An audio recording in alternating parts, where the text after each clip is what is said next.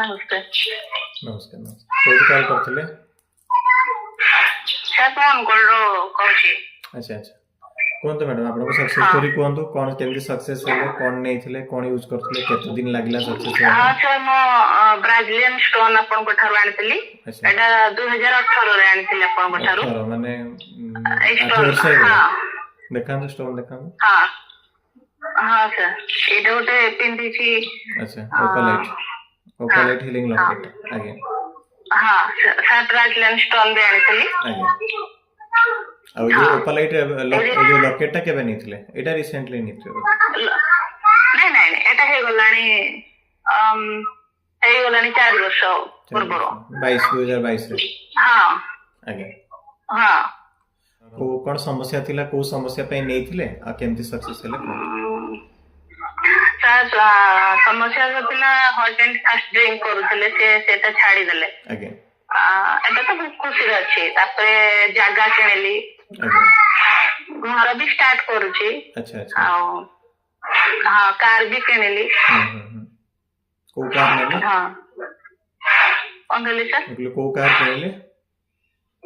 ସେତେବେଳେ sir Celerio car କିଣିଲି। ଆଚ୍ଛା ଫାଷ୍ଟ କିଣିଲି। ଆଜ୍ଞା ଫାଷ୍ଟ କିଛି ବି ନଥିଲା, ସବୁ ଧୀରେ ଧୀରେ ସକ୍ସେସ୍ ପାଇଛି ମୁଁ। ଆଜ୍ଞା ଆଜ୍ଞା କହିଲି ଯେ ସେକେଣ୍ଡ ଟାଇମ୍ ଆପଣ ଯୋଉ ଲକେଟ୍ ଟା ନେଇଥିଲେ ସେଇ ଲକେଟ୍ ଟା କୋଉ କାରଣ ପାଇଁ ନେଇଥିଲେ?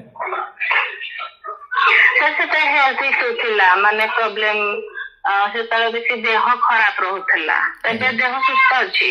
ଆଜ୍ଞା ଆଜ୍ଞା ଆଉ ହଁ ଦେହ କଣ ଇସ୍ୟୁ ଆସୁଥିଲା?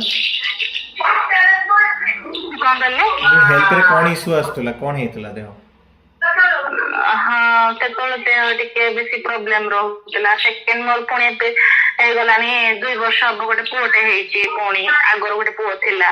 ଆଚ୍ଛା ଆଚ୍ଛା ମାନେ ବେବି କନସିଭ୍ ରେ ଇସ୍ୟୁ ଆସୁଥିଲା ନା କଣ? ଆଚ୍ଛା ସେତେବେଳେ ହଉନଥିଲା ମାନେ ରହୁଥିଲା, ଦେହ ସବୁବେଳେ ଖରାପ ରହୁଥିଲା। ଆଜ୍ଞା ଆଜ୍ଞା ତ ସେଟା ଆଣିଲା ପରେ ମୁଁ ଠିକ ହେଇଯାଇଛି ଅଲରେଡି ଦେହ। ଯାହା ଶୁଣି ଖୁସି ଲାଗିଲା ବହୁତ ସାରା ସକ୍ସେସ୍ ପାଇଛନ୍ତି। କଣ କହିଲେ? ମୁଁ କହିଲି ଶୁଣି ଖୁସି ଲାଗିଲା ବହୁତ ସାରା ସକ୍ସେସ୍ ପାଇଛନ୍ତି। ହଁ ସାର୍ ମୁଁ ବହୁତ ପାଇଛି। ହେଲେ କଣ ଅସୁବିଧା ଆପଣ ତ ରହୁଛି? ଭଗବାନଙ୍କ ସମାନ, ମାନେ ଭଗବାନ ଯେମିତି ଆପଣଙ୍କୁ ପଠେଇଛନ୍ତି। ସେମିତି କିଛି ଆପଣ ନାହିଁ। ମାନେ ମୋର ଲାଗି ଭଗବାନ। ନାଇଁ ନାଇଁ କିଛି ନାହିଁ, ସମାଧାନର ରାସ୍ତା ମୁଁ ଦିଏ ଆଉ କିଛି ନାହିଁ। ହଁ ଆଉ ଥରେ ଯୋଉ କରୋନା ଟାଇମ ରେ ଆଜ୍ଞା ସେତେବେଳେ ବି ମୋ ପୁଅର ହେଇଥିଲା ଦେହ ଖରାପ। ସେତେବେଳେ ଆପଣଙ୍କ ଠାରୁ ଫାଷ୍ଟ ବ୍ରାଜିଲିଆନ ଷ୍ଟୋନ୍ ଆଣିଥିଲି। ଆଜ୍ଞା ମୋ ପୁଅର ବିଲକୁଲ ବି କରୋନା ସମୟରେ ତା ଦେହ ଭଲ ରହୁନଥିଲା। ଆଜ୍ଞା ଆପଣଙ୍କ ଠାରୁ ଆଣିକି ତା ଦେହ ପୁରା ସୁସ୍ଥ ହେଇଗଲା, ବିନା ମେଡିସିନ ରେ ସୁସ୍ଥ ହେଇଗଲା। କେବଳ ମନ୍ତ୍ର ଚାଟିଂ କରିଥିଲି।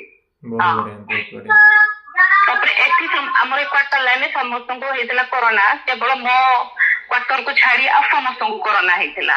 ଆଚ୍ଛା ଆଚ୍ଛା ପ୍ରୋଟେକ୍ସନ ଆପଣଙ୍କୁ ସତରେ ମିଳିଛି ଆଉ ହଁ ବହୁତ ମୁଁ ସେଇଟା ମୁଁ ଜାଣିଛି। ମୋ କ୍ୱାର୍ଟର ଟାକୁ ଛାଡିକି ଆଉ ସମସ୍ତଙ୍କୁ କରୋନା ଏଠି ହେଇଥିଲା। ଆଉ ଆଜ୍ଞା ଆଜ୍ଞା କେବଳ ମୋ କ୍ୱାର୍ଟର ମୋ ଛୁଆକୁ ହେଇନଥିଲା ନା।